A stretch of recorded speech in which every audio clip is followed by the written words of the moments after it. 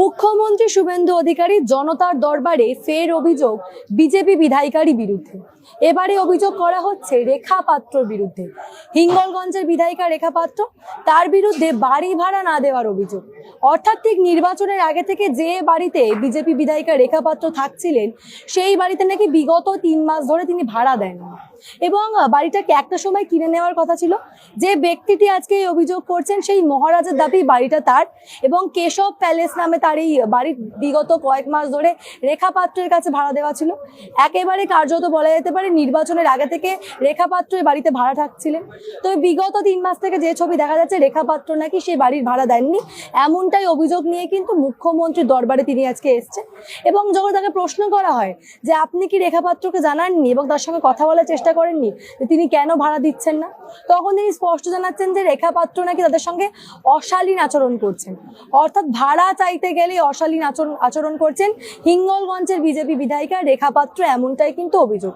এবং তারা একেবারেই আশাবাদী মুখ্যমন্ত্রীর কাছে এই অভিযোগ করলে মুখ্যমন্ত্রী ব্যবস্থা নেবেন এবং যার জন্য মূলত আজকে জনতার দরবারে এসছেন তিনি। তার বক্তব্য একবার শোনাব। আমার নেবুখালী গ্রামে হিঙ্গলগঞ্জ ব্লকে একটি গেস্ট হাউস আছে আমারই নামে, কেশবানন্দ প্যালেস বলে। সেইটা রেখা পাত্র ভাড়া নিয়েছে এপ্রিল মাস থেকে। মানে বিজেপি বিধায়িকা রেখা পাত্র, বিধায়িকা রেখা পাত্র, এমএলএ রেখা পাত্র ও স্বামী সন্দীপ পাত্র, এরা অনেক উল্টো পাল্টা নোংরা ভাষাও বলছে। টাকা দিচ্ছে না, 3 মাসের ভাড়া বাকি, প্লাস ওই জমিটা বাড়িটা কিনে নেওয়ার কথা ছিল। কবে থেকে ভাড়া আছেন উনি ওখানে? ওখানে ওই মানে ভোটের আগের থেকে আর কি, মানে ভোটের 1.5 মাস আগের থেকে, এপ্রিল থেকে ভাড়া নিয়েছে। প্রশ্ন, আপনি রেখাপত্রের সঙ্গে সেটেলমেন্টের চেষ্টা করেন, টাকা 3 মাস দিচ্ছে না? অনেকভাবে করেছি, কিন্তু ও তো উল্টো পাল্টা অনেক ভাষা বলেছে। ওই একবার বলেছে আমি নোংরা রাজনীতি করি না। এই যে ব্যক্তিকে আপনারা দেখছেন, এনারই কিন্তু রেখা পাত্রর বিরুদ্ধে অভিযোগ। অর্থাৎ নির্বাচনের আগে থেকে ঠিক এনার বাড়িতে রেখা পাত্র থাকছেন, কিন্তু অভিযোগ বিগত 3 মাস নাকি কোনো রকম করে ভাড়া দেওয়া হয়নি। ঠিক এই দাবি নিয়ে আজকে মুখ্যমন্ত্রীর কাছে এসছেন যে মুখ্যমন্ত্রী এই বিষয়ে কোনো না কোনো সমাধান দেবেন। এখন দেখার বিষয় মুখ্যমন্ত্রী এই বিষয়ে ঠিক কি ব্যবস্থা নেন। এই ধরনের যাবতীয় আপডেটের জন্য একেবারে মুখ্যমন্ত্রী জনতার দরবারে ঠিক যে যে অভিযোগগুলো ধরা পড়বে, সেটা বিজেপি বিধায়কদের বিরুদ্ধে হোক বা যে কোনো অভিযোগ, এভাবে কিন্তু আপনার সামনে তুলে ধরবো। 4 বিঘা জমির উপরে 3 তলা বাড়ি, তো ওকে কেউ ভাড়া দিচ্ছিল না, যেহেতু বিজেপি আসবে কিনা কোনো ভরসা ছিল না। আমি ওনাকে ভাড়া দিলাম, যে আমি তো ছোটবেলার থেকে বিজেপি করি, সেই তপন শিকদারের টাইম থেকে, যখন তপন শিকদার প্রেসিডেন্ট ছিলেন বিজেপি। তো আমি ওনাকে বললাম যে আপনি আমার এটা ভাড়া নিন। তো 70,000 টাকা ভাড়া কথা হয়ে 4 বিঘে জমি, বাগান বাড়ি টাড়ি সব ওরা ব্যবহার করছে। এবং ওই ওখানে খাওয়া দাওয়া, উৎসব আনন্দ, পিকনিক, পুকুর আছে, সবকিছু নিয়ে ওরা আছে। রেখা পাত্রই ভাড়া নিয়েছিল। কত সালে? এই তো ওই 26 এপ্রিল থেকে ভাড়া আছে। এপ্রিল মে ভাড়া দিয়েছে, জুন জুলাই আগস্ট পুরো 3 মাস হয়ে গেল, কোনো ভাড়াও দেয় না, প্লাস কেনার কোনো কথা বলছে না। আমি সমস্যায় পড়েছি যে আমার সামনাসামনি বসে আলোচনা করেছেন? হ্যাঁ, অনেকবার লোক পাঠিয়েছি। ওই যে আমাদের সেক্রেটারি এসছে, সেক্রেটারিকেও দিয়েছি এবং সেক্রেটারিকে পাঠিয়েছি কয়েকবার কথা বলতে। আমার ট্রাস্টের সেক্রেটারি, ট্রাস্টটা হচ্ছে রেজিস্টার্ড ট্রাস্ট এবং 80G ধারা রেজিস্টার্ড, মানে ট্যাক্স ফ্রি। সেই ট্রাস্টের আমি ফাউন্ডার প্রেসিডেন্ট। উনি কি বলছেন? রেখা পাত্র কি বলছেন? রেখা পাত্র অনেক খিস্তি খামারি দেয়, লেখাপড়া জানে না, তো মূর্খের অশেষ দোষ। আমাদেরকে সেদিন প্রথম বলেছে রেখা পাত্র, সেটা হচ্ছে একটা কথা উনি বললেন, আমি নোংরা রাজনীতি করি না। তাহলে মা তুমি এরকম বললে কেন? নোংরা রাজনীতিটা কি? আমি তোমাকে বললাম যে মা আমাদের ভাড়াটা দিচ্ছ না কেন? বলে আমি এই পড়ে আছি, আমার কাছে এখনো টাকা আসেনি। তো আমি এখানে অবজেকশন করলাম, আপনারা টাকা দেন না বলে। মাসে মাসে এমএলএদের টাকা ঠিক তার অ্যাকাউন্টে চলে যায়। আর তাহলে আমার টাকাটা দিচ্ছে না কেন? এখন ওখানেই থাকেন তাই তো রেখা পাত্র? রেখা পাত্র ওখানেই আছেন, অথচ না তো জমিটা কেনার কোনো ব্যবস্থা হচ্ছে, না রেখা পাত্র কোনোভাবে মাসিক যে টাকা ভাড়া। মহারাজের ওই বাড়িটা দেখেছি। আর উনি আমাদের যে মুখ্যমন্ত্রীর যে জনতার দরবারেও গিয়েছেন নাকি এই বিষয় নিয়ে। আপনারা জানেন যে আমার পা ভেঙে যাওয়ার জন্য আমি 1 মাসেরও অধিক, আজকের 1-1.5 মাস হতে যাচ্ছে, আমি বিধানসভায় যেতে পারিনি। এবং উনি আমাকে ফোন করেছিলেন একদিন যে আমাদের ঘর ভাড়াটা মেটান, 2 মাসের ঘর ভাড়া। এবার ওনাকে আমি বললাম যে আমি ঘর ভাড়াটা আপনাকে যত সম্ভব আমি দেওয়ার চেষ্টা করছি। আর আমি তো এখনো তো বিধানসভায় কাগজপত্র জমা দিতে পারিনি, অতএব আমার মায়নাটা এখনো ঢোকেনি। ঢুকলে আমি দিয়ে দেবো, আপনার খুব তাড়াতাড়ি, আপনার চিন্তা নেই, আমরা তো ছেড়ে পালিয়ে যাচ্ছি না।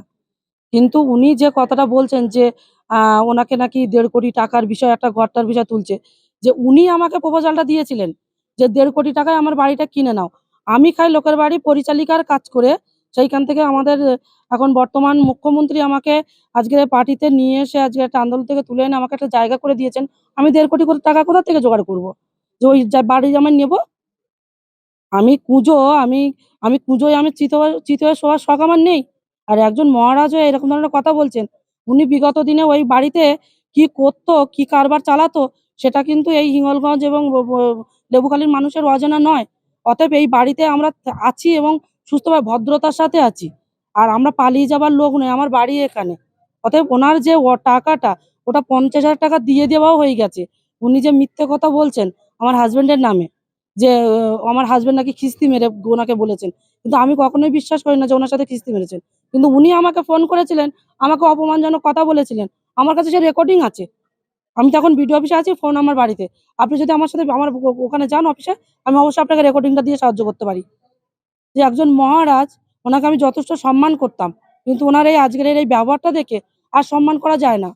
একটা গেস্ট হাউস, যেটাকে আমরা পার্টি অফিস অতএব ভারতীয় জনতা পার্টির একটা মন্দির গড়ে তুলেছি, সেই মন্দিরে উনি বিগত দিনে যে নোংরামিটা করতেন এবং উনি ভাড়া দিয়ে সেখানে বাইরের থেকে মানে কি বলবো একটা র্যাকেট চালাতেন ওখানে। পুলিশও গ্রেফতার করেছিল। হ্যাঁ, তো তো ওনাকে উনি আমাকে যখন, আমি ওনার মেয়ের বয়সী, উনি আমার পিতৃতুল্য একজন ব্যক্তি, তো উনি আমাকে অসম্মান করলেন আজকে।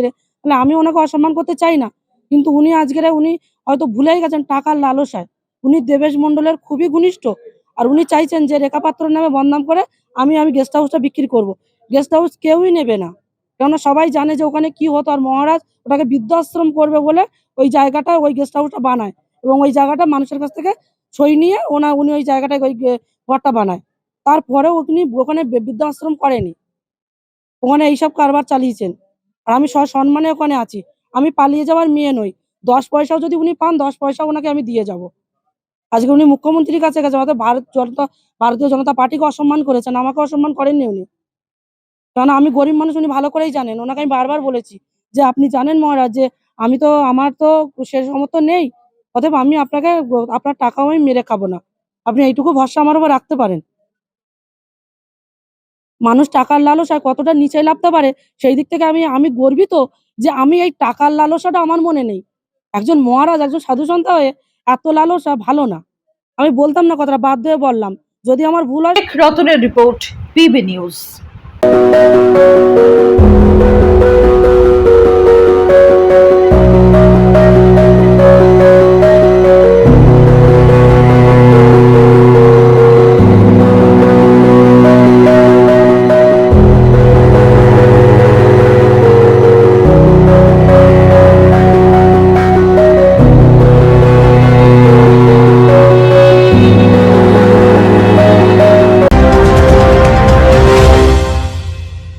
ডিগ্রি করার পরেও চাকরি নেই, অথবা স্কুল কলেজের পাশাপাশি একটা কোর্স করে ব্রাইট ক্যারিয়ার বানাতে চান? মাল্টিমিডিয়া ইন্ডাস্ট্রিতে রয়েছে প্রচুর ভ্যাকেন্সি ও ভালো ক্যারিয়ার বানানোর সুযোগ। চলে আসুন মুপল ইনস্টিটিউট অফ অ্যানিমেশন এবং ডিজাইন বর্ধমান সেন্টারে। Animation, VFX, graphics design, video editing, digital marketing এর মতো কোর্স করুন। ইন্ডাস্ট্রি স্ট্যান্ডার্ড ট্রেনিং এর সঙ্গে থাকছে 100% প্লেসমেন্ট অ্যাসিস্ট্যান্স। আজই যোগাযোগ করুন স্ক্রিনে দেওয়া নম্বরে।